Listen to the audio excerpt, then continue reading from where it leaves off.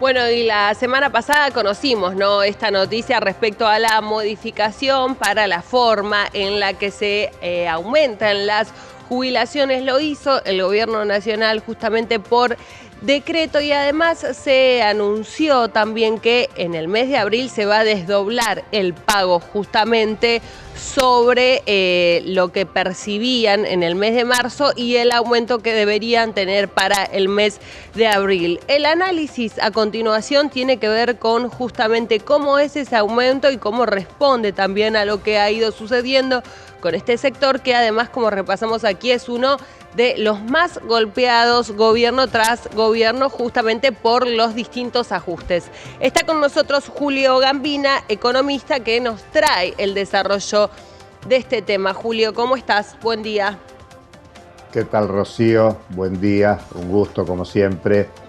Bueno, tema jubilaciones, como bien decís, es el sector más perjudicado por la política de ajuste. Vos sabés que hoy, la primera publicación hoy del boletín oficial es una nueva precisión sobre cómo se va a tratar el tema jubilados.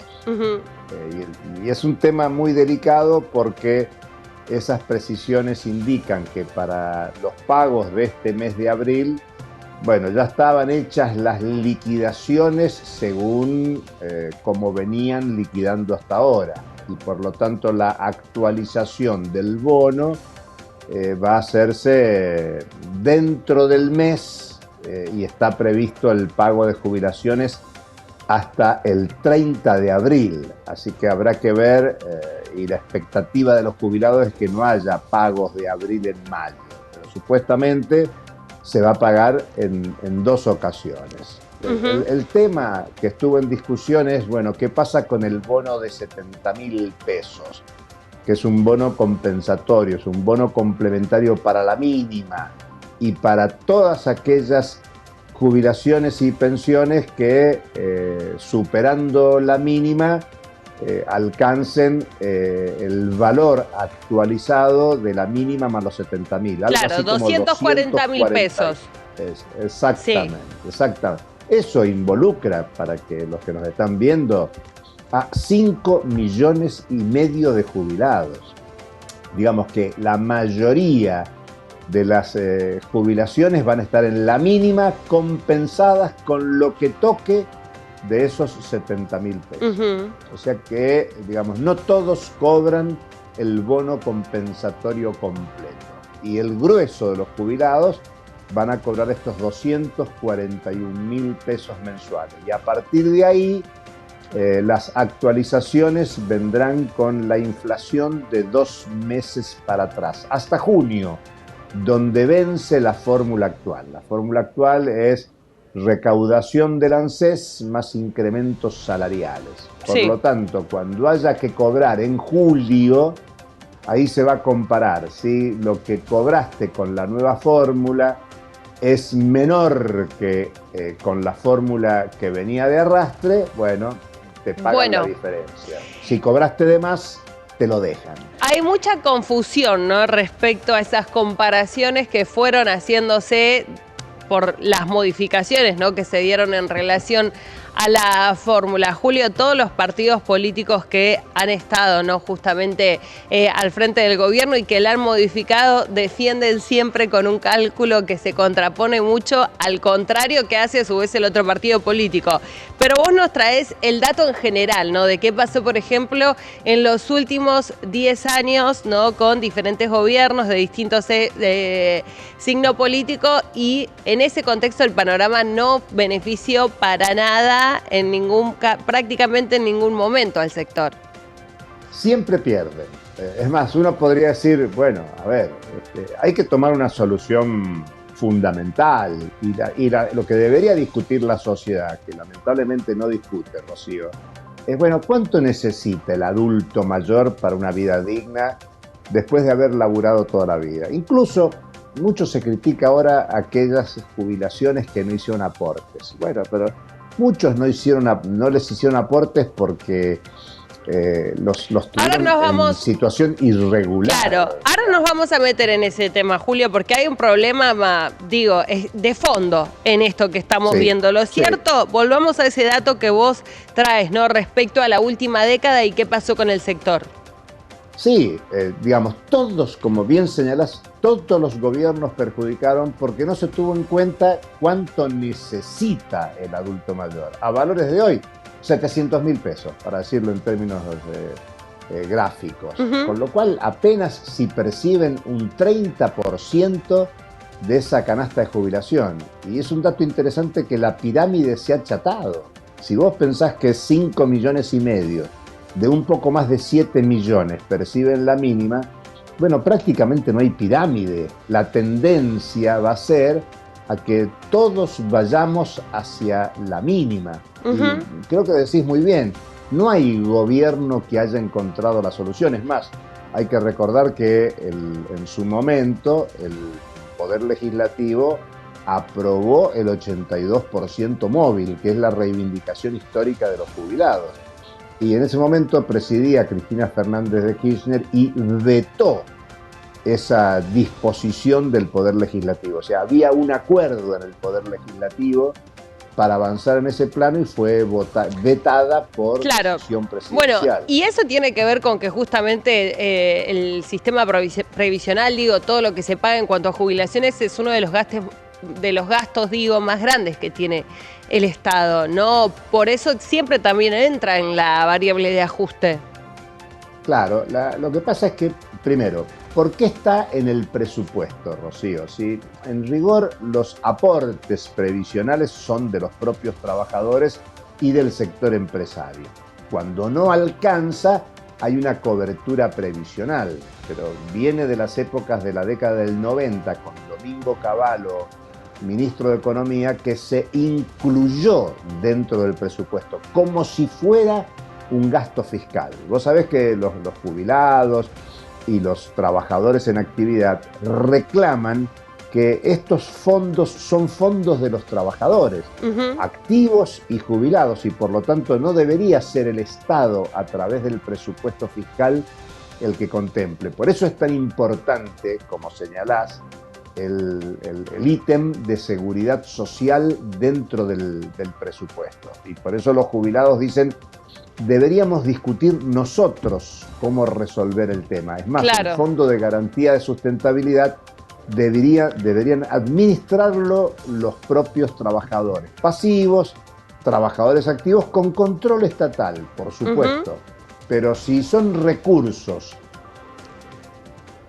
A ver, ahí justo se nos cortó la comunicación con Julio Gambina. Vamos ahí, Julio, te recuperamos.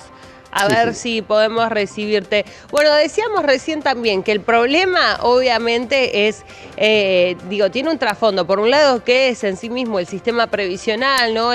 Cómo funciona la economía en nuestro país, por un lado, ¿no? Con todo lo que tiene que ver con la inflación y demás, y por otro también por la cantidad de trabajadores en negro. Allí nos metemos en otro tema también que está en auge, que tiene que ver con la reforma laboral. Digo, hay tantos puntos importantes de esto que termina siendo, ¿no?, una consecuencia justamente de algo mucho más grande. Por un lado, pensar en si en algún momento se va a llevar a cabo una recomposición, ¿no?, de ese poder adquisitivo.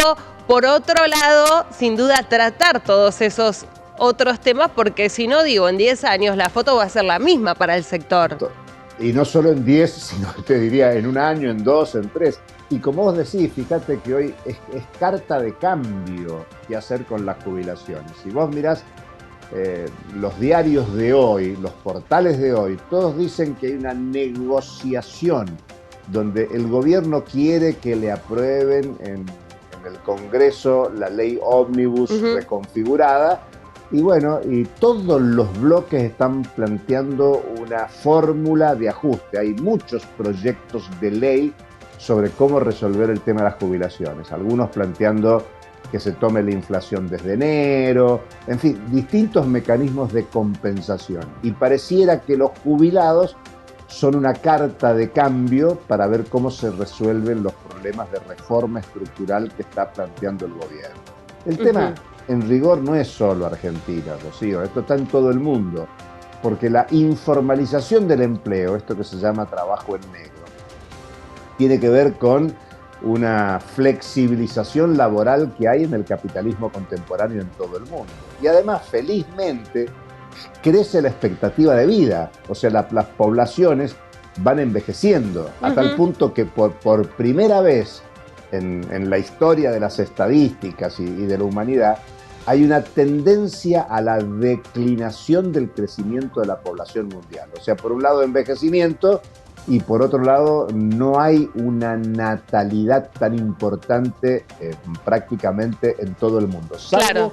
en los países de menor desarrollo relativo. ¿Qué pensás vos, Julio, de una modernización en la ley de contrato de trabajo? Porque, bueno, Argentina tiene una historia ciertamente particular, podríamos decir un poco diferente, ¿no? Respecto a lo que significa también el sindicalismo, ¿no? Y la defensa de los derechos de los trabajadores, pero ciertamente con una discusión que se dio hace varias décadas atrás, ¿no? Uno pensaría que hay que retomarse, no con una quita de derechos, pero sí también pensando un mercado laboral distinto, con diferentes trabajadores, con otra tendencia también a distintas profesiones, con mucha más migración incluso, ¿no? Los más jóvenes ya no trabajan 10, 15, 20, 30 años en una misma empresa, ¿no? Esas situaciones tal vez que antes se contemplaban ya no suceden, ciertamente, ¿no? En el mercado laboral hoy de nuestro país.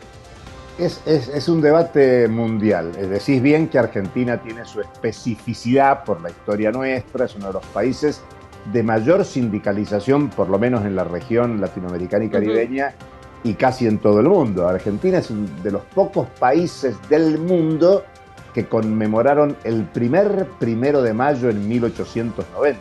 Eso te muestra que había ya nivel de desarrollo sindical, lucha obrera, y es importante el derecho laboral en la Argentina.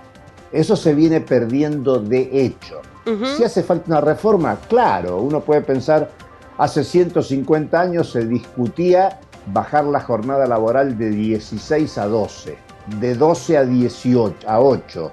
Bueno, pregunta Rocío, ¿no se podría hacer una reforma laboral reduciendo la jornada de trabajo sin afectar salarios? Porque con el desarrollo tecnológico contemporáneo, llamala inteligencia artificial, robótica, bueno, ahora, por ejemplo, en la guerra en Ucrania aparece la primera batalla con robots.